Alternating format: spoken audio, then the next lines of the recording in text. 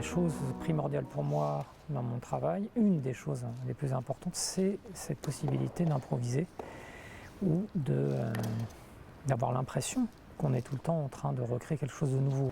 J'aime bien avoir la possibilité, quand je travaille avec du bois, de pouvoir faire des retouches, de recouper, de reponcer, de reassembler, de retailler, ce qui est moins facile avec le métal.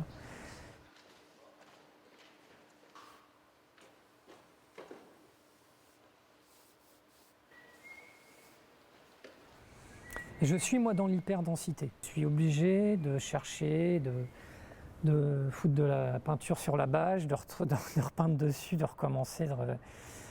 Voilà, j'ai besoin de chercher. Donc dans les dessins, j'utilise les erreurs que je commets avec le trait, je les noie dans la matière et puis du coup ça devient un trait qui amène un autre trait, qui amène un autre trait, et après c'est l'accumulation des traits qui va orienter le dessin, et à un moment donné, bien sûr, il faut arriver à structurer et organiser tout ça.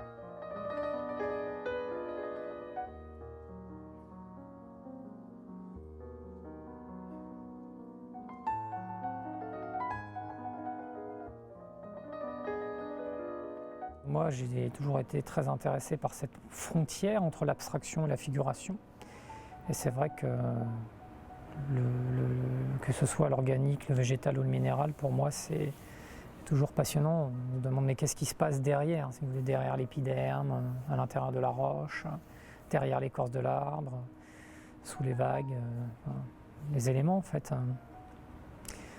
Donc voilà, on est dans l'hyper détail, on est en même temps dans l'hyper global, on est dans le micro, dans le macro, et en même temps on est dans le satellitaire. Je suis toujours très intéressé par ce jeu d'échelle, d'infiniment grand, d'infiniment petit, qui fait qu'on peut regarder une création, qu'elle soit graphique, sculpturale ou de type installation, l'appréhender de loin, s'en approcher pour découvrir autre chose, venir de plus près pour voir encore autre chose. Et c'est vrai que je suis toujours attiré dans l'art par les réalisations artistiques ou les artistes, les démarches qui laissent une grande part d'interprétation au spectateur. Les dessins que je fais, il faut rentrer dedans. On ne peut pas passer devant comme ça, le regarder 10 secondes et le comprendre et le voir. Il faut s'arrêter, il faut reculer, il faut avancer, il faut revenir. Ça demande un investissement. Et cet engagement, l'engagement qui est le mien dans le travail, je pense qu'il se retrouve dans l'exigence d'observation qui est faite au spectateur.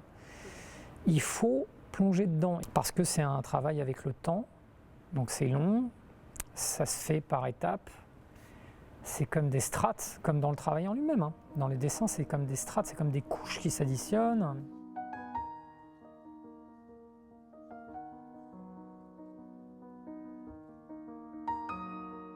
Cette sculpture qui s'appelle Mist Machine est une collaboration en fait avec un ami artiste qui s'appelle Nicolas Darro, et j'avais envie de la montrer en fait dans cet espace d'exposition qui est contigu à la salle de spectacle.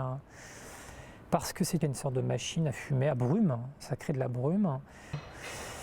Et là, cette sculpture, donc, elle est importante aussi parce qu'elle est, si vous voulez, en partie théâtrale quelque part. Il y a des jeux d'ombres qui se produisent, il y a de la lumière à l'intérieur de la pièce. Et ça, c'est intéressant parce qu'on est dans un lieu en fait, qui est un lieu de vie, qui est un lieu de théâtre, où il y a des spectacles, où il y a du passage.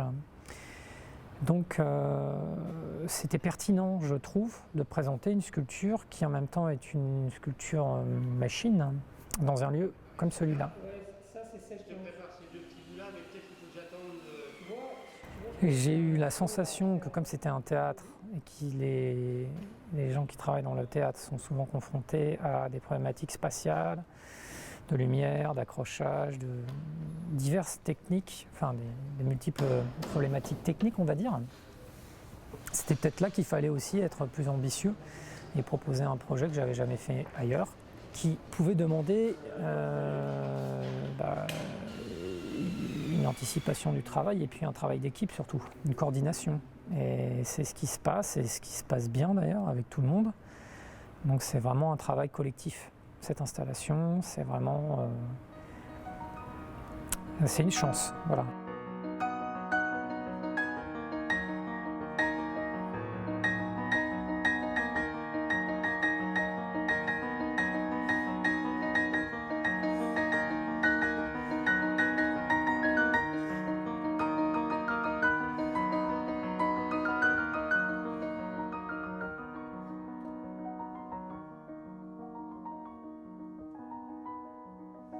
Là, ce qui est intéressant, c'est la circulation dans le lieu.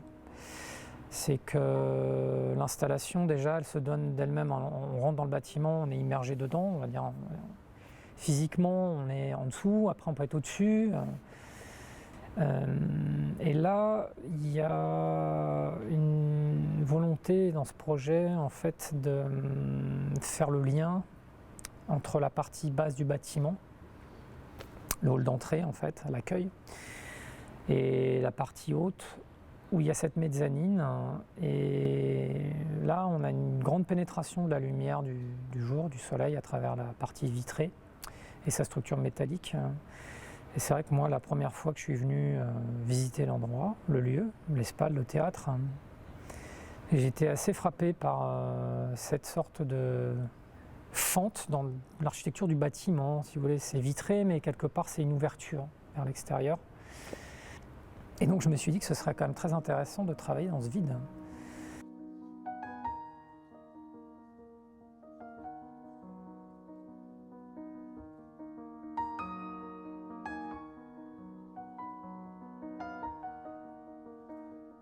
Le réseau ressemble à une espèce de caillebotis ou à une sorte de... On pourrait presque croire que c'est un arbre maintenant du fait du tronc, en miroir central. Et donc la deuxième partie de la colonne recouverte de miroir qui est au-dessus, elle permet aussi de refléter d'une manière différente le réseau qui lui-même se reflète dans les parois de l'installation, qui donne l'impression, notamment quand on est sur la mezzanine, de rentrer à l'intérieur même de l'architecture.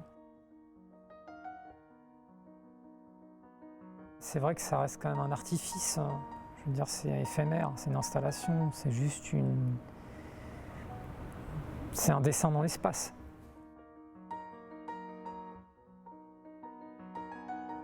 Là, on voit une installation qui est une charpente. Cette charpente, normalement, on ne la voit pas dans les bâtiments. Elle est cachée, elle est dans la toiture. Ou dans les bateaux, elle est dans la cale, elle est en bas. On n'a pas accès à cette partie technique. Donc, moi, j'ai toujours trouvé ça très beau. Je trouvais ça même toujours plus beau, souvent que les bâtiments. C'est un peu l'idée d'aller vers ce qui se cache dans le bâtiment, ce qui structure le bâtiment.